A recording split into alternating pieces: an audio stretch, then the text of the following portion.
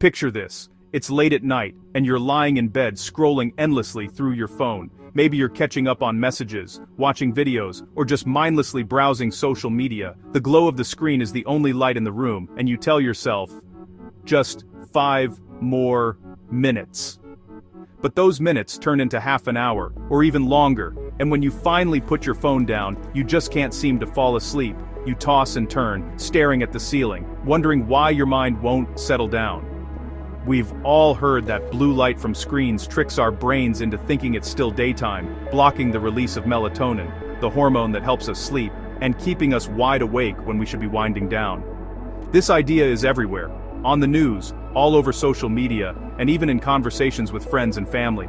It's become almost common knowledge, something we rarely question. Companies have jumped on the trend, selling blue light blocking glasses and apps that promise to filter out the harmful rays. They claim these products will help you sleep better, and millions of people have bought in, hoping for a quick fix. The story makes sense. After all, for thousands of years, humans lived by the rhythms of the sun. Our bodies evolved to wake with the sunrise and sleep after sunset, guided by natural light. But now, we carry a mini-sun in our pockets, shining bright at all hours, no matter what time it is outside. It's easy to blame our phones for our sleep problems, especially when the solution seems as simple as turning on night mode or wearing special glasses. It feels like something we can control. But is blue light really the main villain in your sleep story? Or is there more to the picture than we've been led to believe? Recent research is starting to question whether the small amount of blue light from your phone is actually powerful enough to disrupt your sleep in a meaningful way.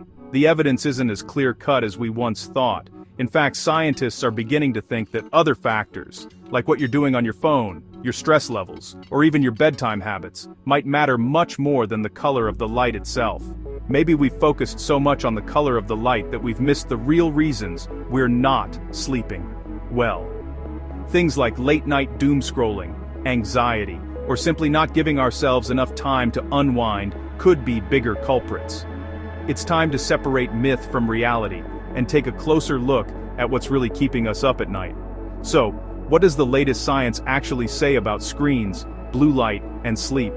Are we worrying about the wrong thing, or is there still reason to be cautious? Let's dig into the evidence and find out if we really need to fear our screens after dark, or if it's time to rethink our bedtime routines altogether.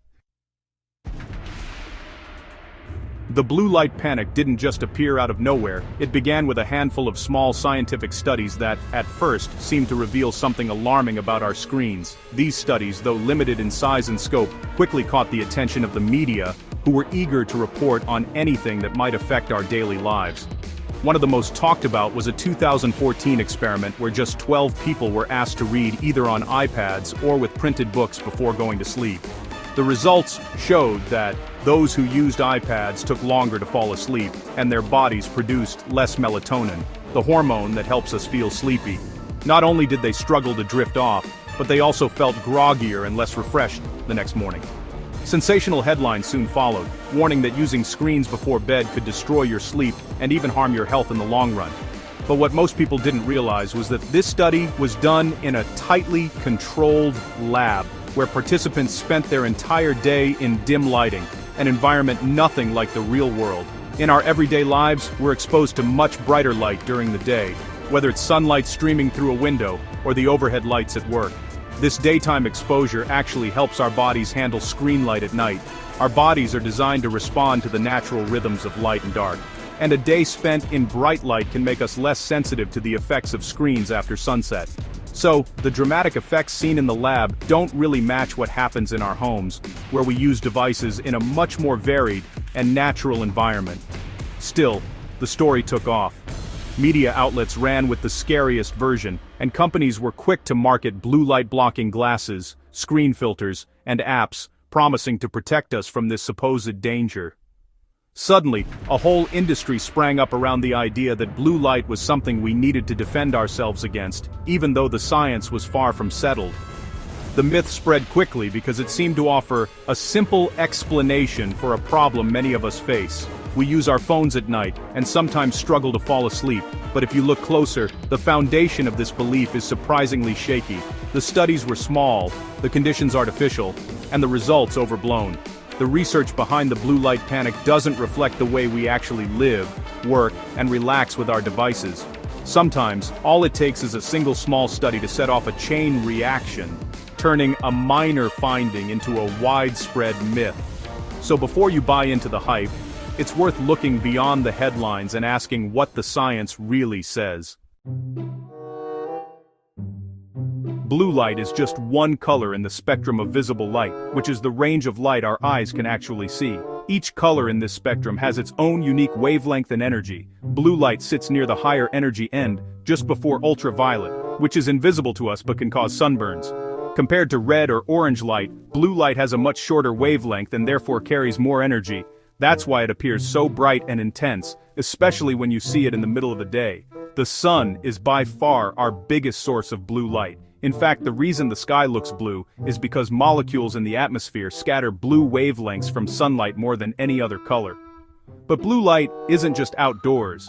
Indoors, artificial lights, especially LEDs and screens on our phones, tablets, and computers, also emit blue light, though in much smaller amounts than the sun. Inside our eyes, there's a special protein called melanopsin. It's found in certain cells in the retina and plays a crucial role in managing our internal body clock, also known as our circadian rhythm. Melanopsin is especially sensitive to blue light. When it detects blue wavelengths, it sends a powerful daytime signal to our brain, telling it to stay alert and suppressing the production of melatonin, the hormone that makes us sleepy. This system works beautifully when we live by the sun. Bright mornings help us wake up and feel energized, while the fading light at sunset tells our bodies it's time to wind down and get ready for sleep. As daylight fades, melatonin levels naturally rise, making us feel drowsy and preparing us for a restful night's sleep. This daily rhythm is essential for our health and well-being. The concern today is that using screens late at night might trick our brains into thinking it's still daytime, delaying melatonin release and making it harder to fall asleep. But here's the key question. Is the blue light from your phone or laptop really strong enough to disrupt your sleep cycle in a meaningful way? For thousands of years, the natural cycle of light and dark has guided our sleep, mood, and even our metabolism. Our bodies are finely tuned to these changes. Modern screens do emit blue light, but the intensity is far less than what we get from sunlight during the day. Even the brightest phone or tablet can't compete with a sunny afternoon. Still, the fear is that late-night scrolling or binge-watching could confuse our body clock, especially if we're exposed to screens right before bed. But what does the science actually say about this? Are our concerns justified, or are they overblown? To answer that, we need to look closely at how much blue light we're actually getting from our devices, and how it compares to natural sources. Is it enough to matter? Let's dig deeper and separate fact from fiction. Light's effect on our body clock depends on brightness.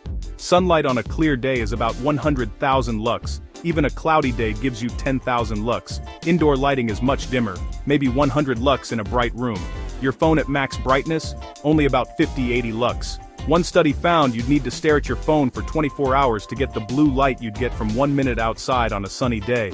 Our bodies are tuned to respond to the sun's powerful signals, not the faint glow of a screen.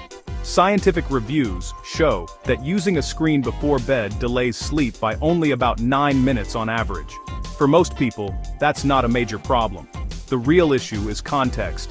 After a day in dim light, your eyes are more sensitive at night, but in real life, we're exposed to bright light all day, making us less sensitive to screens at night. The tiny blue glow from your phone isn't the main problem, it's your overall light exposure that matters most. The real secret to good sleep isn't avoiding your phone at night, it's getting enough bright light during the day. Your body clock needs a strong daytime signal and a clear nighttime signal. Morning sunlight is especially powerful for setting your internal clock. A 30-minute walk outside after waking up can make a huge difference. Bright days make your brain less sensitive to evening light. If you work indoors, sit near a window or take your lunch break outside. In dark winters, some people use bright light therapy lamps in the morning. The key, make your days bright and your nights dark. This contrast is what really helps regulate your sleep hormones. Focus on daylight, not just your screen. What you do on your phone before bed matters more than the light it emits. Scrolling through social media, watching exciting videos, or having stressful conversations keeps your brain alert. Mental stimulation releases stress hormones like adrenaline and cortisol, making it harder to fall asleep. Even with night mode on, engaging content can keep you awake. A relaxing ebook is very different from a fast-paced TikTok binge. The endless scroll and constant notifications are designed to keep you hooked. The real problem isn't just the technology, it's how we use it. To sleep better, wind down with calm, non-stimulating activities. Blue light filtering glasses and night mode apps promise better sleep, but do they deliver? Clear or yellow-tinted glasses block only a tiny amount of blue light, too little to matter. Deep orange or red glasses block more, but make everything look strange. Night mode shifts your screen's color, but studies show it doesn't meaningfully improve sleep. The real issue is what you're doing on your device, not just the color of the light. However, using night mode or glasses as part of a bedtime routine can help signal to your brain that it's time to wind down. These tools work more as psychological cues than biological fixes. Focus on your habits, not just your hardware. A calming routine is more effective than any filter. Some people have tried extreme experiments to eliminate blue light at night. One journalist wore industrial orange goggles and used only candles for weeks. He also used a bright therapy lamp in the morning. The result? No major change in sleep quality or duration. The dramatic improvements promised by blue light panic didn't happen. However, he did find it easier to fall asleep and stick to a consistent schedule. The real benefit came from the relaxing bedtime ritual, not the absence of blue light. Lighting candles and winding down sent a clear signal to his brain. A consistent, calming routine is what really helps. It's the ritual, not the color of the light, that matters most. The science is clear. Blue light from your phone isn't the main reason you can't sleep.